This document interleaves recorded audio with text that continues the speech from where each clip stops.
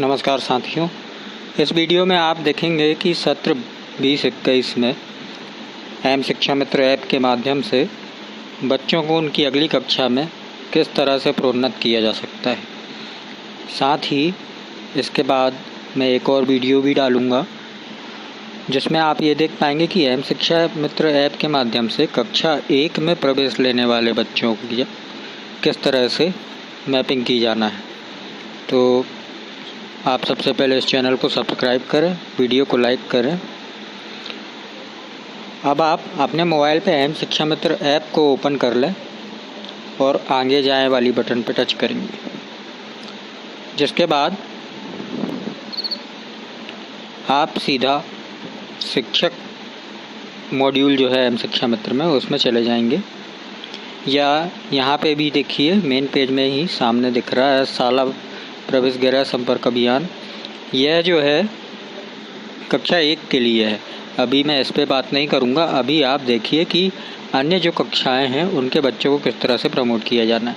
तो आप अधिकारी शिक्षक कर्मचारी वाले मॉड्यूल पर चले जाइए। यहाँ पर आप देखें, आपको दिखाई देगा विकल्प विद्यार्थी को कक्षोन्नत करें। तो कक्षोन्नत करने के पहले जब आप कक्षोन्नत पे जाएंगे तो अगर आपने लॉगिन नहीं किया है तो ये लॉगिन मांगेगा। लॉगिन किस तरह से करना है ये आप देख लीजिए। यहाँ पे आप ओके कर दें, लॉगिन पेज आपके सामने आ जाएगा। लॉगिन करने के लिए यूज़र नेम में आपका यूनिक आईडी और पासवर्ड में आपका पासवर्ड दर्ज करेंगे।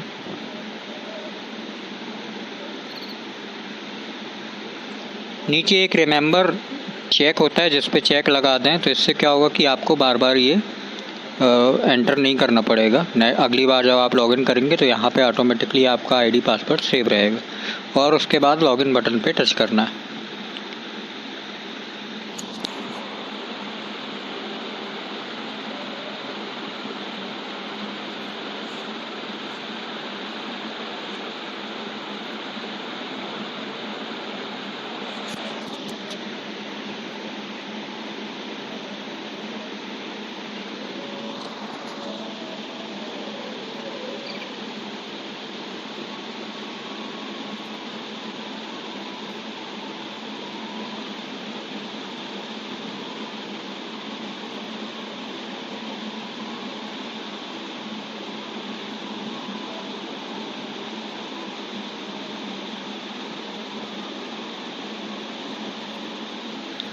लॉगिन हो गया। लॉगिन हो जाने के बाद में आप जाएंगे विद्यार्थी को कक्षोन्नत करें। अब यहाँ पे ध्यान दीजिएगा, आप लोगों के मोबाइल पे जो ईयर है यहाँ 20-21 नहीं आ रहा होगा, तो ईयर के बाजू में ही देखिए एक रिफ्रेश का बटन बना हुआ है। इसको आप टच कर दें, डाटा रिफ्रेश हो जाएगा और यहाँ पे 20-21 आने लगेगा। इसके पहले अगर आपने एम शिक्षा मित्र ऐप आप देख लीजिए कि 12.1 अभी मेरा चल रहा है वर्जन। अगर आपका ये 12.1 नहीं है तो इसको आप अपडेट कर लीजिए प्ले स्टोर से एम शिक्षा मित्र ऐप को, उसके बाद इस काम को कीजिएगा। अब यहाँ से आप कक्षा का चयन करेंगे, जैसे मैंने फर्स्ट कक्षा का चयन किया।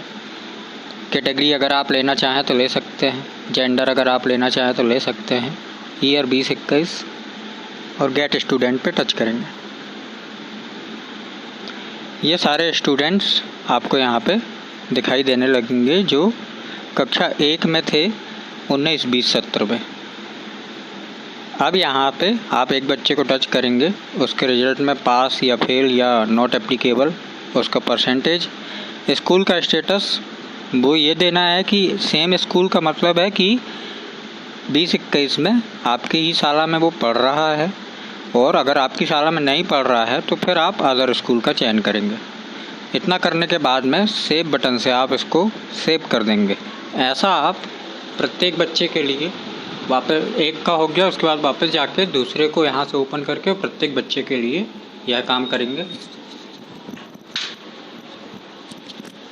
ये हो जाने के बाद में जब आप ये सभी कक्षाओं का कर लेंगे, 1 से 5 या 1 से 8 सभी कक्षाओं, 1 से 10, 10 से 12 अशासकीय स्कूल, शासकीय स्कूल सभी की एम शिक्षा मित्र में आपकी लॉगिन आईडी में यह सुविधा उपलब्ध है।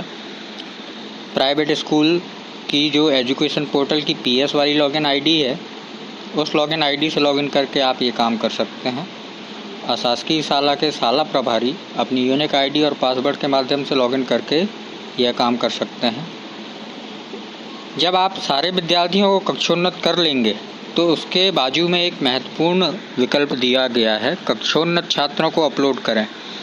अगर आप यह नहीं करेंगे तो आपने जो भी कार्य किया हुआ है, बच्चों को प्रमोट कर दिया है, वो सर्वर पर अपलोड नहीं होगा और आपके मोबाइल पे ही कहीं स्टोर होके रह जाएगा। जिससे क्या प्रॉब्लम होगी कि बाद में आप इसका काम, मैपिंग का, इन बच्चों का काम ना तो शिक्षा पोर्टल से कर पाएंगे ना एम शिक्षा मित्र से। तो विद्यार्थी को कक्षोन्नत करने के बाद में कक्षोन्नत छात्रों को अपलोड करें, इस विकल्प पे ज़रूर आपको टच करना है। और यहाँ से अभी इसमें no pending student to upload इसलिए आ रहा है क्योंकि अभी तक एक भी छात्र को कक्षोन्नत नहीं किया गया। जब आप कर लेंगे तो यहाँ पे लिस्ट दिखाई देगी, उसको आप सर्वर पर अपलोड कर देंगे। इतना करने के बाद में आपके कक्षा 1 के छात्र कक्षा 2 में, कक्षा 2 के छात्र कक्षा 3 में, इसी तरह अपनी अगली कक्षा में अपलोड हो जाएंगे, वो प्रमोट हो जाएंगे।